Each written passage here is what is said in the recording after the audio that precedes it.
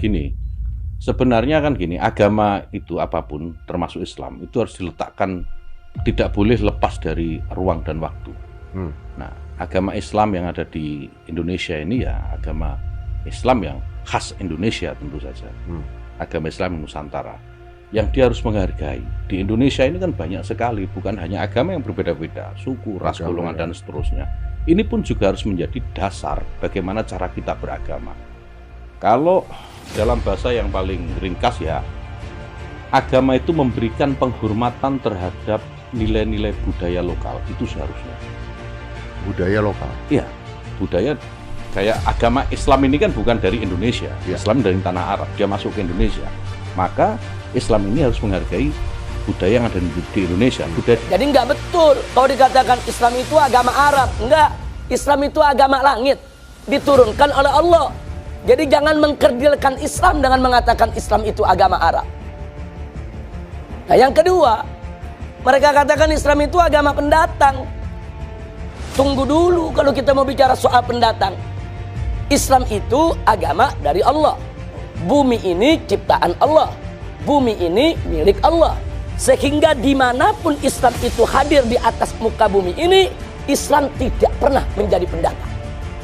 Islam akan selalu menjadi pribumi di bumi manapun milik Allah Subhanahu wa ta'ala. Jadi jangan mereka sombong dengan mengatakan Islam itu pendatang. Tidak. Orang Arab di Indonesia pendatang. Orang Cina di Indonesia pendatang. Tapi Islam bukan pendatang, saudara.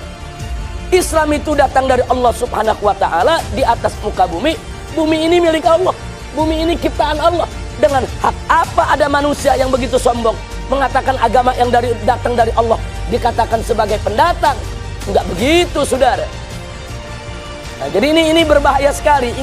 Ingin mengecilkan peran Islam, ingin mengecilkan nilai Islam. Dia ingin bermain kata-kata. Nah kemudian selanjutnya dia katakan karena Islam ini pendatang dari Arab, maka Islam itu harus dipribumisasi.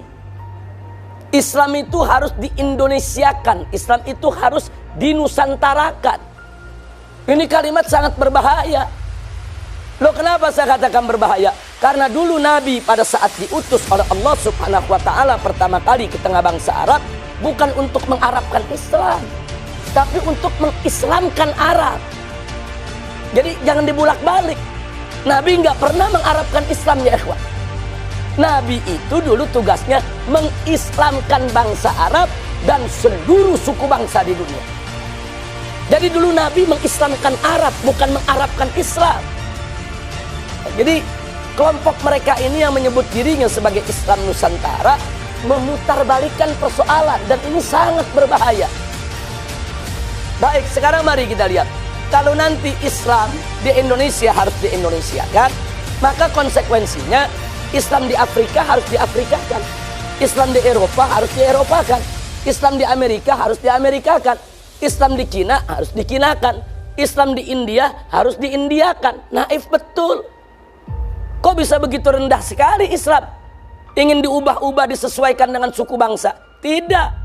Dulu Nabi alaihi salatu wassalam dan para sahabatnya radhiyallahu ta'ala anhum, dan para tabi'in, para tabi'it tabi'in, serta ulama yang datang setelah mereka, saudara, mereka berjuang menyebarluaskan Islam. Mereka Islamkan Arab, Islamkan Persia, Islamkan India, Islamkan Cina, Islamkan Amerika, Islamkan Eropa, Islamkan Afrika, dan mengislamkan Nusantara. Wali Songo dulu ketika berdakwah di tanah Jawa, Wali Songo nggak pernah menjawakan Islam. Wali Songo nggak pernah menusantarakan Islam. Justru Wali Songo mengislamkan tanah Jawa dan mengislamkan Nusantara. Nah ini sengaja saya tekankan karena mereka ingin mengkerdilkan Islam seolah-olah ini cuma urusan orang Arab.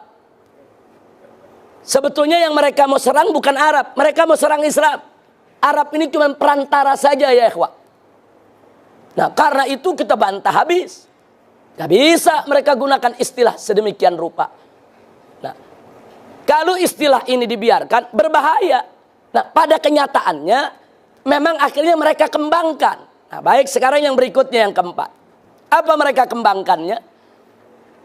Kata mereka, karena kita ini adalah bangsa Indonesia, kita masyarakat Nusantara, kita jangan mau dijajah sama Arab. Jangan mau kita diperbudak sama Arab. Maka itu segala unsur Arabisasi dalam Islam harus ditolak. Ambil Islamnya, buang Arabnya. Itu mereka sampaikan. Dalam beberapa ceramah, dalam beberapa diskusi, dalam beberapa artikel, ambil Islamnya, buang Arabnya. Makanya jangan kaget.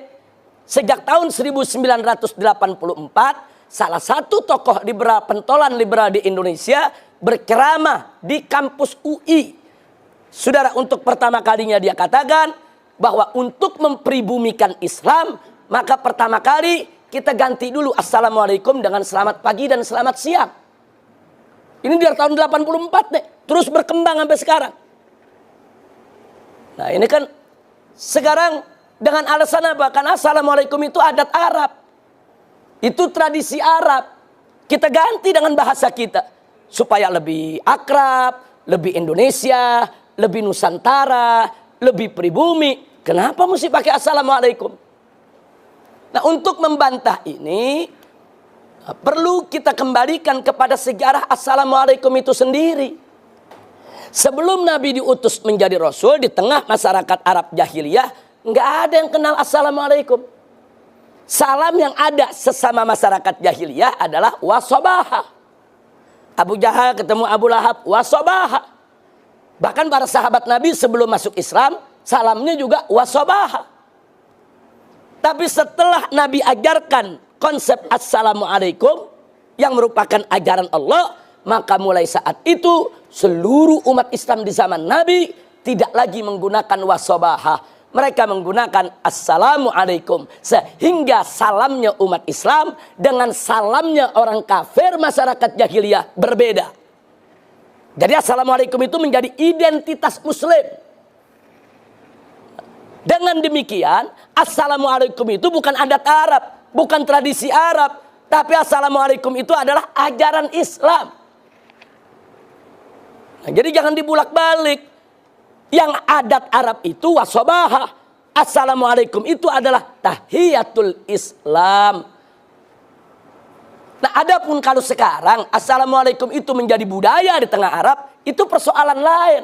Karena bangsa Arab ramai-ramai masuk Islam, akhirnya salam mereka berganti dengan assalamualaikum. Akhirnya assalamualaikum itu merata di seluruh bangsa Arab, digunakan sebagai salam mereka, membudaya, berurat berakar. Ya, itu tidak kita pungkiri. Tapi asal usulnya tetap itu adalah ajaran Islam, bukan salam Arab, salam Islam. Dan kalau kita bicara soal itu sudah membudaya di tengah bangsa Arab, bukan di tengah bangsa Arab saja. Dari Sabang sampai Merauke, assalamualaikum itu sudah membudaya.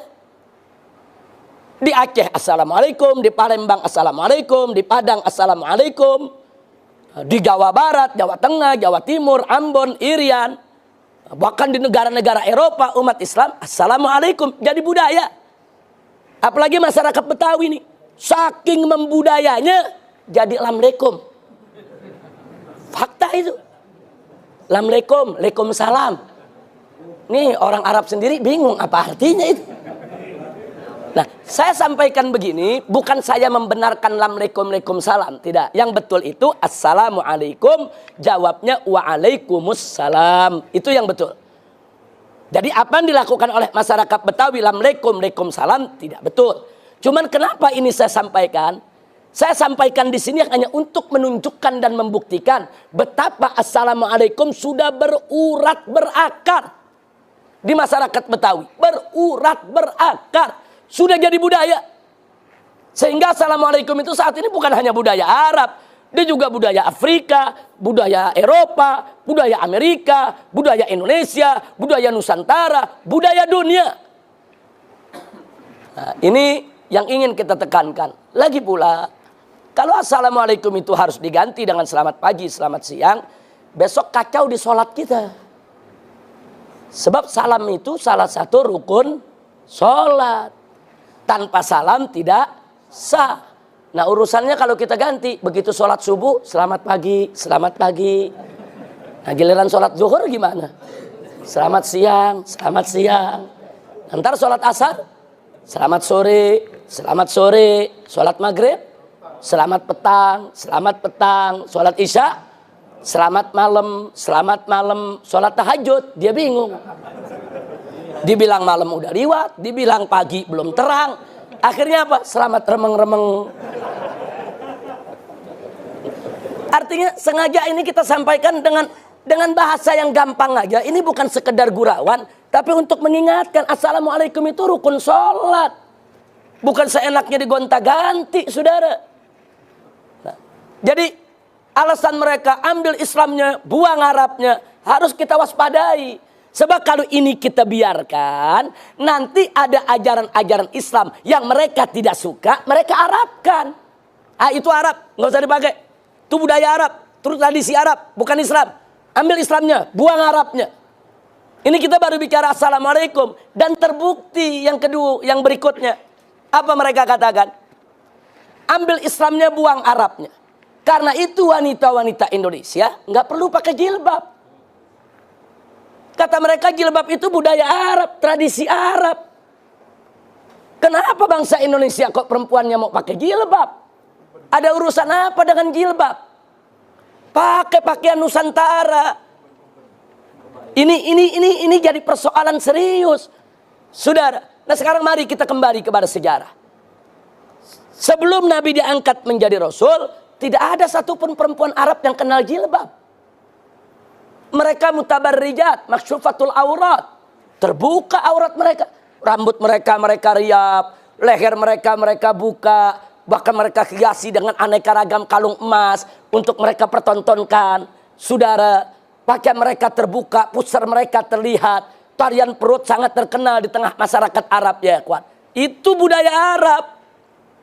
Tapi begitu Nabi diangkat menjadi Rasul, saudara, kemudian Allah perintahkan kepada Nabi untuk mengatakan dan menyampaikan kepada istri-istrinya, putri-putrinya, dan seluruh perempuan orang yang beriman. Apa kata Allah? Yudnina alaihinna min jalabibihin. Nabi diperintahkan Allah sampaikan kepada istri-istrimu, putri-putrimu. Sampaikan kepada seluruh perempuan beriman. Apa yang harus disampaikan? Mereka harus menghamparkan daripada pakaian kurung mereka, jilbab mereka untuk menutup aurat.